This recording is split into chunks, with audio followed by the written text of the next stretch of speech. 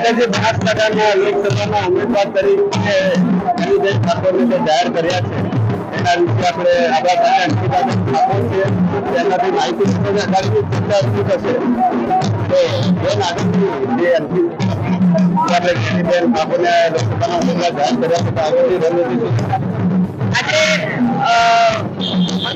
બનાસકાંઠામાં જે બનાસની બેન જે બનાસની દીકરી જે બનાસની બેન ગેનીબેન ને આજે કોંગ્રેસ પક્ષે જે ટિકિટ જાહેરાત કરી છે બનાસકાંઠાની 18 આલમ 18 બેન આજે ખુશીથી નાચી રહી છે કે જેમ ગરીબોનો અવાજ બની બેન વિધાનસભામાં બોલે છે એમ બનાસની બેન ને બનાસની દીકરી આજે 18 આલમમાં ખુશી માતી નથી કેમ કરી બેનને વધાવીએ આજે બનાસકાંઠામાં એક વર્ષો પછી એક હરસની લાગણી દેખાય છે।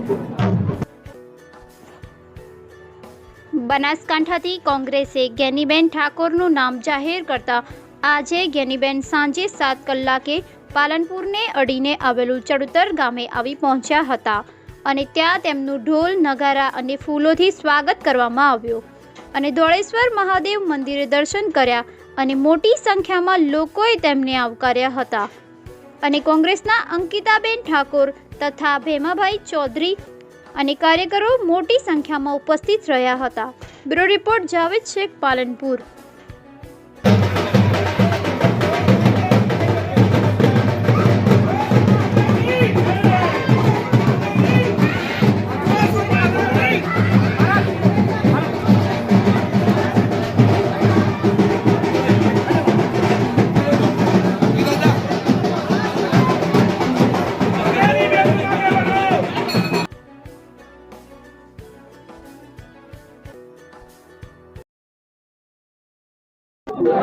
દેવના દેવ મહાદેવ ધોળેશ્વર મહાદેવના દર્શન આજે આ ચડોતર ગામે કર્યા। કોંગ્રેસ પાર્ટીના મોવડી મંડળ, બનાસકાંઠા જિલ્લા કોંગ્રેસ સમિતિના તમામ હોદ્દેદારો અને બનાસકાંઠાના 36 કોમના આશીર્વાદથી એમની ભલામણથી કોંગ્રેસ પાર્ટીએ લોકસભાની ટિકિટ એ મહિલા સામે મહિલાને આપી અને બંને પક્ષોએ મહિલા માટે એક બિન અનામત સીટમાં પણ એક સામાન્ય સીટમાં ટિકિટ આપી છે એટલે નારી શક્તિનું જે ગૌરવ વધારવાનું કામ એ આ બનાસકાંઠાની જનતાને મોકો મળ્યો છે। ત્યારે આપ સૌ જાણો છો એ પ્રમાણે મારા 28 વર્ષના રાજકીય કારકિર્દી દરમિયાન તમામ સમાજોને સાથે રાખીને જે કંઈ નાના મોટા કામો કરવા માટેનો પ્રયત્ન કર્યો છે।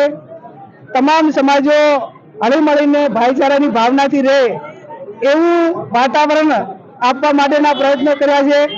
સરકારની જે યોજનાઓ હોય એ સારા કામ માટે કરીને કંઈક સારું કહેવા માટે પણ તૈયારી બતાવીને લોકોનું કામ થાય એ માટેના પણ પૂરા પ્રયત્નો કરી અને જેટલું જનહિતના કાર્યો માટે કાયમ અગ્રેસિવ રહી સરકાર સુધી વાત પહોંચાડવામાં મીડિયાના માધ્યમથી કે જે રીતે પ્રયત્નો કાયમી કર્યા છે ત્યારે આ ટિકિટ એ કોઈ ગેનીબેન ઠાકોરને નહીં પણ બનાસકાંઠાની 36 કોમને અને કોંગ્રેસ પાર્ટીના હોદ્દેદારોને એને ટિકિટ આપી છે અને એને ટિકિટ આપી છે। ત્યારે આવનાર સમયમાં અમે કોંગ્રેસના સૌ આગેવાનો બનાસકાંઠાની જનતાને સાથે રાખીને 18 આલમને સાથે રાખીને જ્યારે ચૂંટણી મેદાનમાં જઈશું ત્યારે જે અમારી કોંગ્રેસ પાર્ટીનો ચૂંટણી ઢંઢેરો અને 2014માં જે વચનો આપ્યા હતા અને નથી પૂરા થયા એ વાત પણ મૂકીશું। એટલે આજે માત્ર ધોળેશ્વર મહાદેવના દર્શન કરી અને આપ સૌએ મીડિયાની પણ માફી માંગુ છું કે બાઇટ આપવામાં 1-2 મિનિટ મોડું થયું છે અને કાયમ મીડિયાએ સાથ સહકાર અમને આપ્યો છે લોકોના પ્રશ્નો માટે આવનાર સમયની અંદર પણ આપશે। ખરી દેવોના દેવ મહાદેવના દર્શન કરીને ધન્યતા અનુભવી છે। કોંગ્રેસના સૌ કાર્યકરોએ ગામના લોકોએ વિજય સન્માન કરવા બદલ એમનો સૌનો આભાર।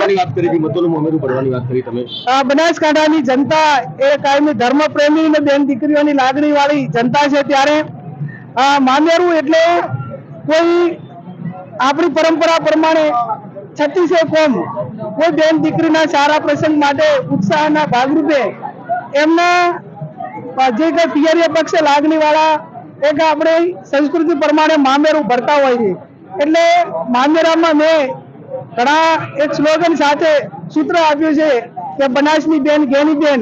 જ્યારે બનાસકાંઠાએ બેન કીધી છે ત્યારે મને 100% બનાસકાંઠાની જનતા ઉપર 18 આલમ ઉપર 36 કોમ ઉપર ભરોસો છે કે જેમ 2017 ને 22 માં વાવ વિધાનસભાની તમામ સમાજે મામેરું ભર્યું હતું, મતનું મામેરું ભર્યું હતું, એ રીતે સમગ્ર બનાસકાંઠાની જિલ્લાની જનતા છે એ મામેરું ભરી અને એક ગરીબ સમાજની દીકરીને પ્રથમ વખત ઠાકોર સમાજની દીકરીને ઓબીસી ને ટિકિટ આપી છે સ્થાનિક મુદ્દાઓને આધીને, અને એ પ્રમાણે મને આશીર્વાદ આપશે એવું બનાસકાંઠાની જનતા ઉપર 18 આલમ ઉપર મને ભાજપ 5 લાખથી લીડની વાત કરી રહી છે, આપને જીતનો કેટલો વિશ્વાસ?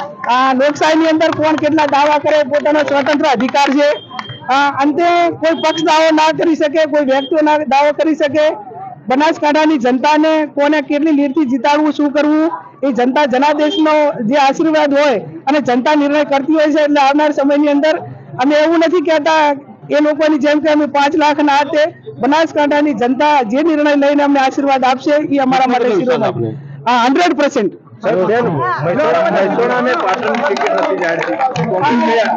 કોને ટિકિટ કયા જિલ્લામાં નક્કી કરવી એ પાર્ટીનો નિર્ણય હોય છે ને પાર્ટીને ટૂંક સમયની અંદર નિર્ણય લઈ